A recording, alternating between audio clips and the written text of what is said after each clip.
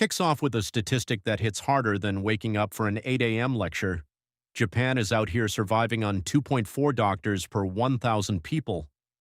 We find our main character, Amami, literally sprinting through tall, cinematic grass like he's in an anime opening, but instead of thinking about the power of friendship, Bro is having a whole internal monologue about macroeconomics. He's stressing over how this doctor-to-patient ratio ranks fifth from the absolute bottom of all 38 OECD member countries. The OECD is supposedly out here trying to boost global economic growth and living standards, but Amami knows the Japanese healthcare system is absolutely sweating. Even with those scrub-tier stats, Amami acknowledges Japan actually has it lucky. He mentally pulls up the stats for Tanzania, where the ratio is an absolutely tragic 0.06 doctors per 1,000 inhabitants. Bro then starts imagining a place where the conditions are so catastrophically bad that Tanzania would look like a premium VIP hospital in comparison. Suddenly, a massive gust of wind blows toward him from an enormous CGI dragon, making him stop dead in his tracks and deeply question his life choices and what it actually means to be a healer in a place like this. Cut to later that night. Amami finally rolls up to a dimly lit bar where two of his friends are already waiting for him. He hits them with a quick "my bad" chat, explaining he got delayed, and one friend immediately reads him for filth, guessing his outpatient work dragged on. The other friend points out he looks straight up exhausted. Amami reflects that the boys haven't actually linked up for drinks since their residency era. His friends point out the obvious. The reason they never hang out is because he is perpetually on the grind set and desperately needs to touch grass and take time off. Amami, with zero irony, claims he is taking time off even now. The table gets awkwardly quiet before his friend hits him with the ultimate wage slave reality check. Clocking out on time does not equal a vacation, especially since he literally stayed late that exact day anyway. Absolute cope from our guy. Then the boys bring up some major news. One of the friends announces he is going to become a father. The table erupts with loud surprise, absolute hype, and congratulations. They suggest going all out and making it a massive celebration. The attention shifts to Amami. The friends reveal this gathering is actually a surprise farewell party for him. The cheerful mood instantly flatlines. They apologize to him, but Amami is just sitting there with a confused anime blink, explaining it's only a transfer. They drop the bombshell that he is being banished to the Shadow Realm, specifically the Saima Clinic on a remote island in a village with 0 resident doctors, and he leaves tomorrow. Amami, radiating pure, unfiltered shonen protagonist energy, defends the move by explaining that there are people there who need help, and someone has to do it. His friends fall completely silent before one of them basically calls him a weirdo, questioning what this will do to his hospital status and career progression.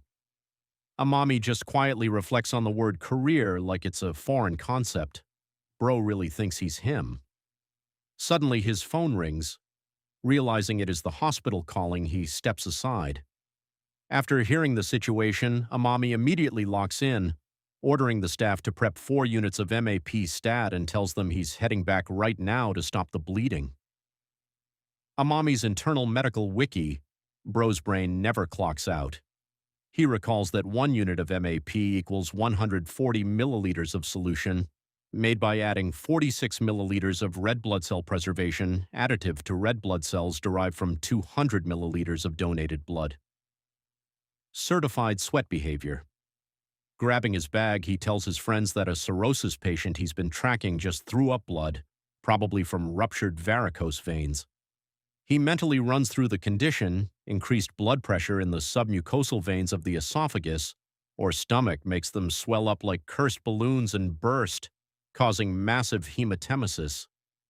He promises his boys he'll come back after he stops the bleeding, congratulates the dad-to-be one last time, and dips. After he leaves, one friend wonders if Amami got caught up in toxic hospital politics.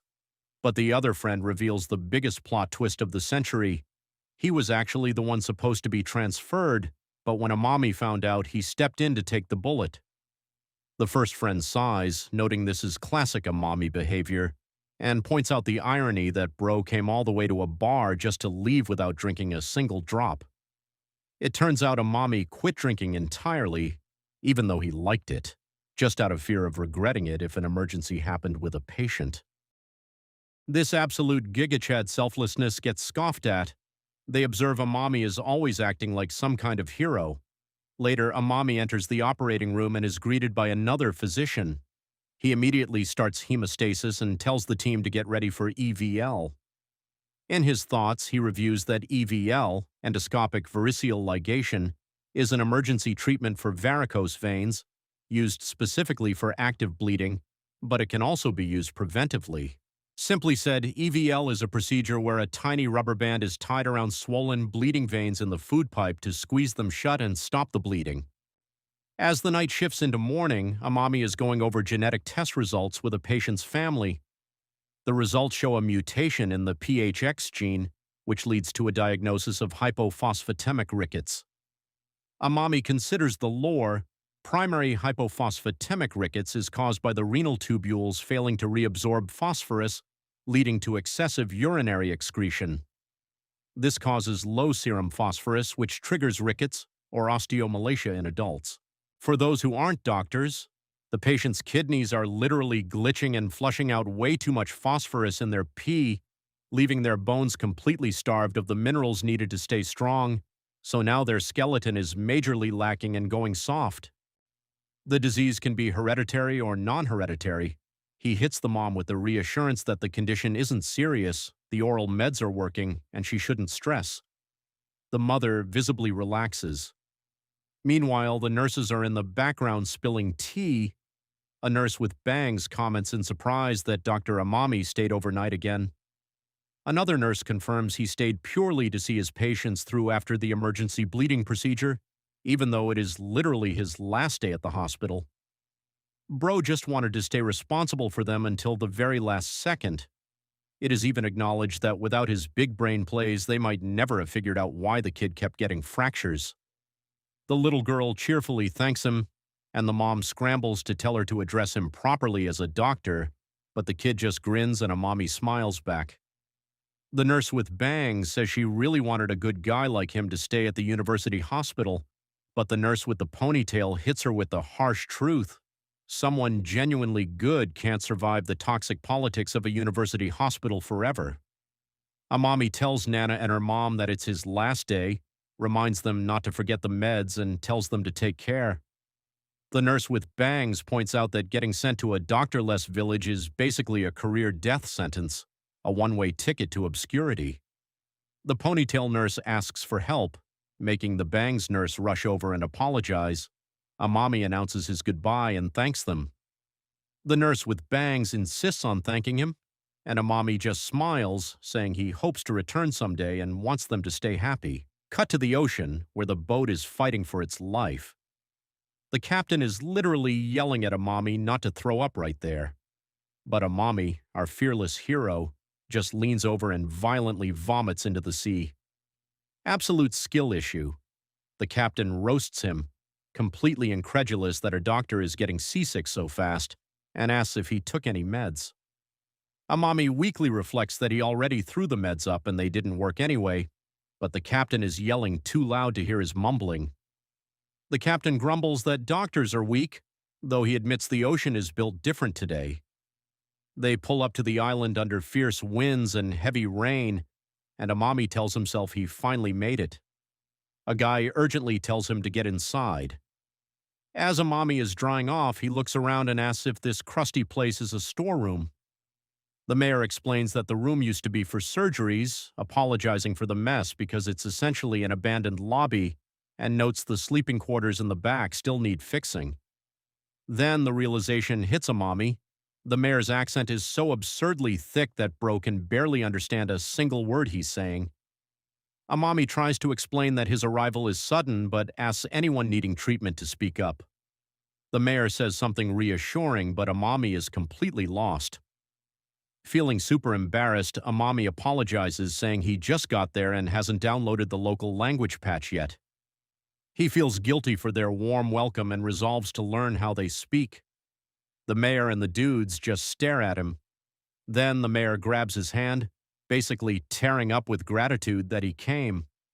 The captain tells Amami not to sweat the accent and welcomes him. The mayor adds that Amami's arrival is a massive blessing, especially since there are so many doctorless villages, and they wanted to throw a huge rager to welcome him, but the weather canceled it. Deeply moved, Amami reflects that there are 600 villages in Japan with no doctors. He declares he will learn the dialect, and the captain laughs, telling him to chill and not overdo it. The mayor tells Amami to rest and promises to come back tomorrow. Amami thanks them and says if anyone gets sick, they better pull up to the clinic immediately. Completely exhausted, Amami collapses onto his bed. He looks at a water bottle, decides to put it in the fridge, and opens the door. Plot twist. A literal deafening bolt of lightning strikes his house, and the impact is so massive that Bro gets completely electrocuted. Truck-kun was busy, so Lightning Sama stepped up to handle the isekai transfer. Welcome to the Shadow Realm, the Capitalist and the Chimera. The story then hard cuts to a completely different fantasy world. A carriage is rolling down a road, pulled by massive stomping monsters, with a line of chained slaves trailing behind. One of the slaves, a beast girl, is completely out of stamina and eventually collapses into the dirt, gasping as the chain pulls her. A guard sees her, calls for a stop, and tells her to get up. Inside the carriage, a merchant, giving off major final boss capitalist vibes, looks at his subordinate, Crane. Showing zero interest in the vibe check, the merchant coldly orders the slave to be killed, dropping the absolute villain line that defective goods are neither sold nor released. Crane hesitates because she was high-tier merchandise and hard to catch, but the merchant hits him with a cold stare that instantly shuts down the rebellion. Crane agrees, reasoning that leaving blood near the others would be annoying, so he decides to pack her up quickly away from the group. The Beast Girl cries out as Crane drags her away, with Crane blaming her fate on simple bad luck and low stamina. NPC behavior at its finest. Just as he raises his spear, a massive towering monster appears right behind him and roars.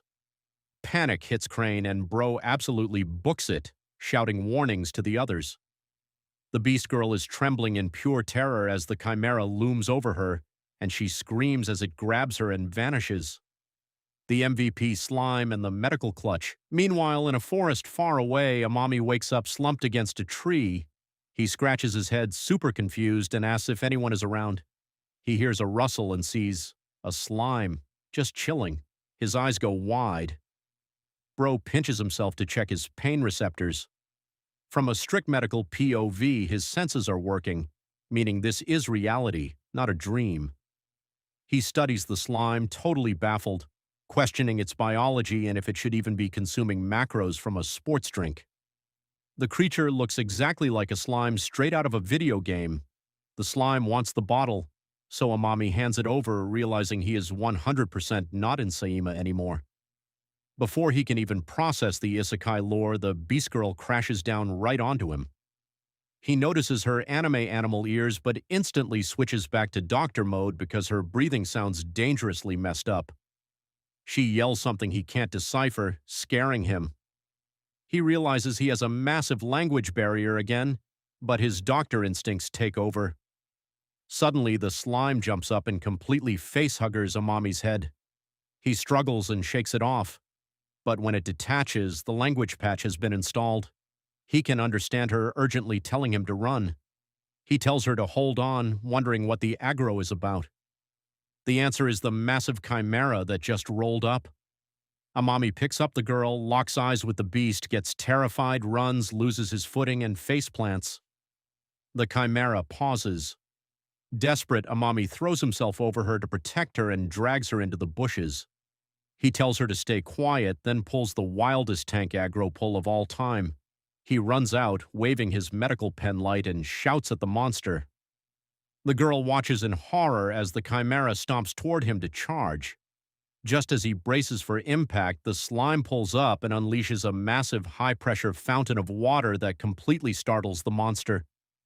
The chimera just stares at this wet disrespect, turns around, and leaves. The water vanishes and Amami realizes the slime hard carried them. It drove the monster away and gave him a free translation service. Amami checks the girl and confirms they are safe. He examines her skin and instantly clocks the symptoms. The rash is an allergic reaction. She is wheezing violently. He suspects asthma combined with hives. Her consciousness is fading and he can't feel a radial pulse on her wrist.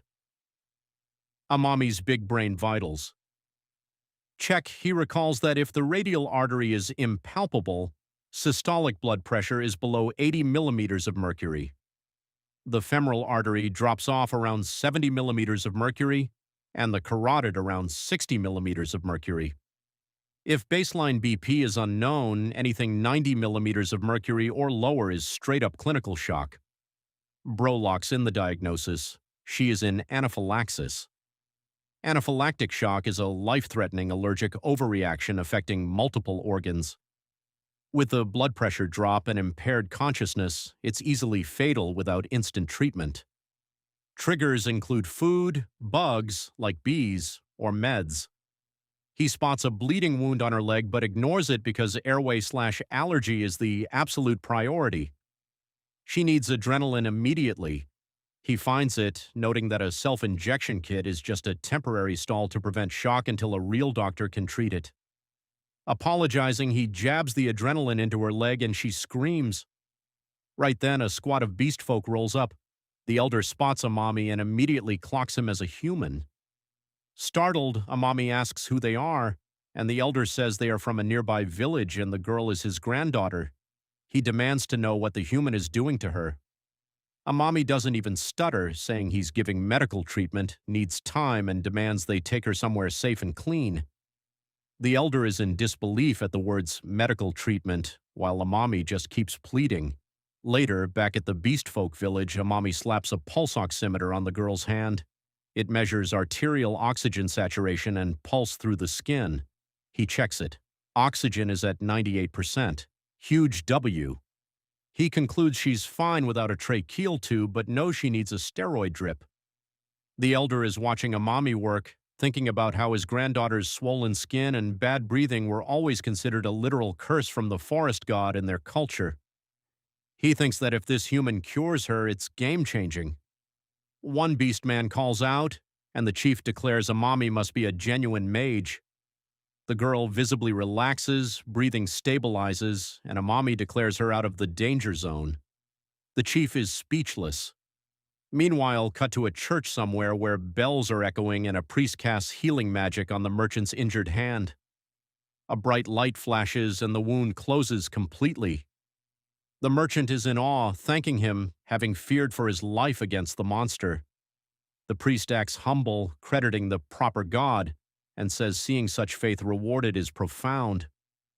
But then, as coins softly jingle, the priest drops his mask, murmuring that the merchant's companions might have survived if they got treatment sooner, musing that their faith, money, wasn't strong enough. Absolute scammer behavior caught in 4K. Back in the village, Amami announces treatment is done. The beast girl is shocked it doesn't hurt. Amami explains the anesthetic is hitting, and her youth will speed up healing. Seeing her safe fills him with overwhelming relief. She thanks him and asks if he's a mage. Amami literally scoffs.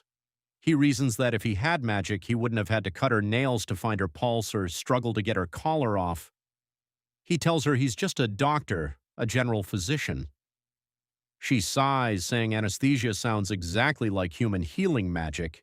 He quickly corrects her, saying it's not magic, nor is it gatekept to specific people.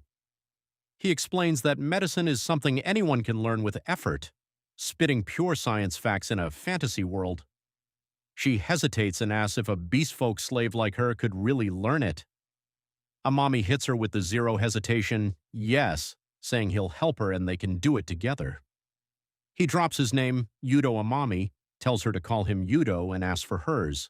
She says she is Corona. He smiles and says he looks forward to working with her. Well, that's it for today. Don't forget to subscribe and like for more.